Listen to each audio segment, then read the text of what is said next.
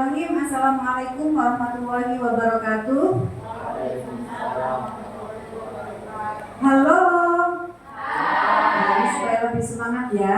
Ini adalah berbagi praktik baik bagaimana menginterpretasikan pembelajaran yang asik, inovatif dan juga berpusat kepada peserta didik berbasis kurikulum merdeka tentunya. Oke, kita tepuk Bapak Ibu sambil kita menyanyi lagu ini ya, lagu Pelajar Pancasila. Hafal kan?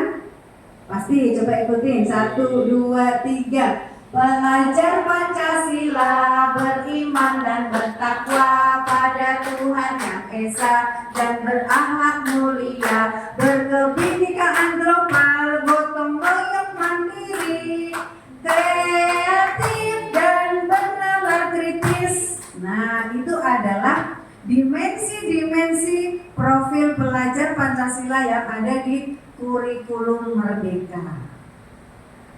Nah, Bapak Ibu, bicara tentang kurikulum merdeka, tentunya kan sudah mengenal semua ya.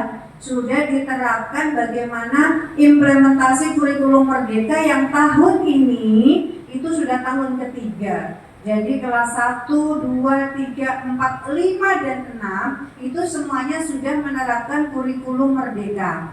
Termasuk kami ya yang di 007 sama Renda Ulu itu juga saat ini ke-6 rombongan belajar itu sudah menerapkan kurikulum merdeka ya. Jadi nanti kalau di kelas semuanya berarti berbasis kurikulum merdeka. Nah, berbicara dengan kurikulum merdeka tentunya tidak lepas yang namanya literasi dan numerasi. Jadi tentu ada bagaimana membaca, berhitung. Nah, literasi itu bukan hanya sekadar kita membaca, menulis, tetapi mengamati, problem solving, bagaimana mencari solusi dari sebuah permasalahan, itu juga termasuk literasi, gitu ya.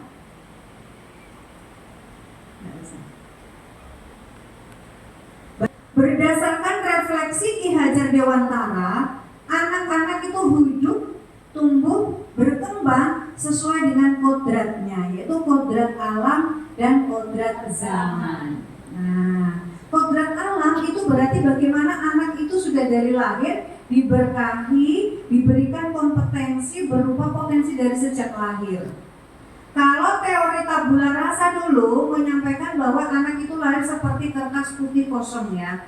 Tapi itu dibantah dengan teori selanjutnya bahwa anak itu lahir dengan kertas tapi sudah ada coretan-coretannya, ada guratan-guratannya, sehingga proses pendidikan pengajaran itulah yang akan menebalkan coretan-coretan yang masih sama.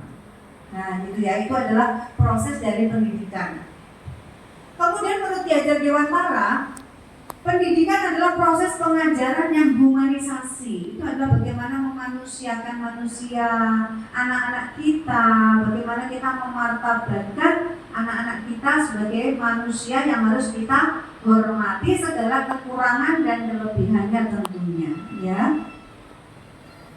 Kemudian ini untuk mereview kembali bagaimana implementasi kurikulum merdeka berdasarkan Permendikbudristek nomor 56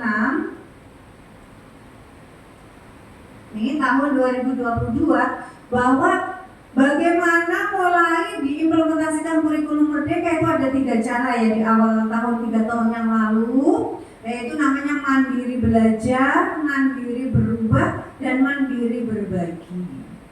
Nah, kalau mandiri belajar itu sambil mengimplementasikan kurikulum 2013 tapi sudah mulai belajar tentang kurikulum merdeka.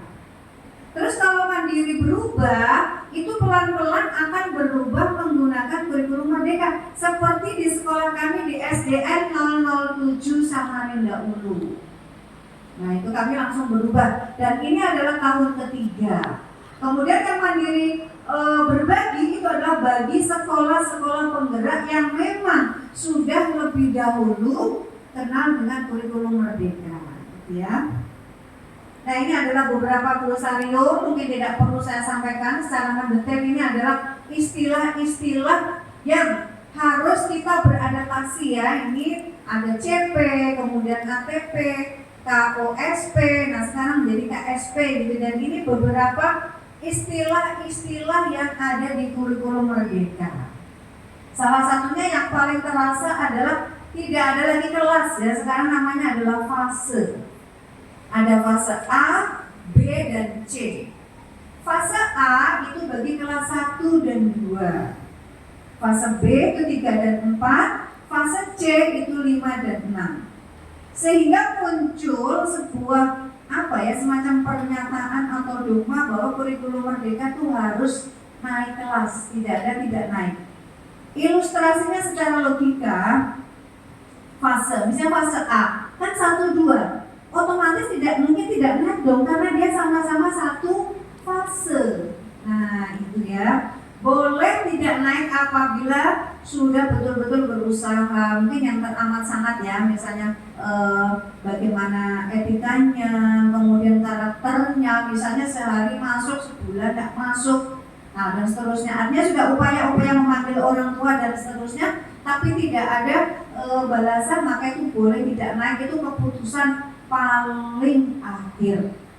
Nah gitu ya, ini hanya mereview kembali. Kemudian langsung saja ke bagaimana berbagi praktik baik SDN 007 dalam mengimplementasikan kurikulum Merdeka. Tentunya di dalam mengimplementasikan, tentunya kami pertama sesuaikan dengan situasi, kondisi berdasarkan analisis SWOT. Nah, SWOT itu S itu adalah strength. Strength itu adalah kekuatannya apa yang di 07 ini. Oh, misalnya jumlah muridnya banyak, ada 600 siswa. Kemudian kekuatannya lagi, sekolahannya letaknya strategis, ya kan, luas. Kemudian lagi kekuatannya SDM-nya bagus, banyak guru-guru muda. Kemudian weakness, SWOT kan, weakness itu kelemahan. Kelemahannya apa? Banyak sarana yang perlu perbaikan, rusak. Karena sekolah ini umurnya lebih dari 48 tahun, sehingga banyak sarana prasarana yang membutuhkan perbaikan. Itu adalah weakness-nya. Kemudian opportunities itu peluangnya. Peluangnya apa nih? Kalau ini dimunculkan seperti kalau di 07 kami lebih kepada literasi, karena itu berdasarkan hasil analisis SWOT yang saya lakukan. SDM-nya tinggi, kemudian murid-muridnya juga kalau diajak menulis itu cepat, sehingga yang kami lakukan di 007 implementasi kurikulum Merdeka itu dengan membudayakan literasi. Jadi yang pertama tadi buku-buku yang saya tampilkan itu adalah hasil cipta karya dari anak-anak. Itu ada tahun pertama itu ada 18 buku ya yang terbit di 007. Ada 12 buku itu dari murid, kemudian saya sendiri kepala sekolah ada 2 buku, dan selebihnya buku guru. Nah, selain hasil analisis SWOT, yang perlu kami lakukan juga bagaimana SWOT itu kita relevansikan, kita kombinasikan dengan proyek P5. Nah, P5 proyek penguatan profil pelajar Pancasila. Mengapa sih perlu ada proyek? Ya supaya anak itu mengalami pengetahuan. Karena dengan proyek itu anak-anak akhirnya melakukan suatu pekerjaan. Nah, dalam melaksanakan P5 ini juga saya sinkronkan dengan hasil analisis SWOT-nya. Bagaimana supaya nilai-nilai karakter, value dari anak-anak itu muncul, tapi kita berbasis budaya lokal, analisis kondisi sekolah. Contohnya, kami P5 untuk yang pertama itu kami mengambil tema gaya hidup berkelanjutan. Nah, kemudian saya ambil aktivitasnya itu adalah karena di 07 ini kan banyak sampah nih. Sampah-sampah tuh banyak di sini ya, karena anak ini kan banyak penjual ini, sehingga itu berdasarkan analisis P5-nya akhirnya aktivitasnya mengambil barang yang tidak bisa itu atau sampah menjadi sesuatu yang lebih berguna. Nah, boleh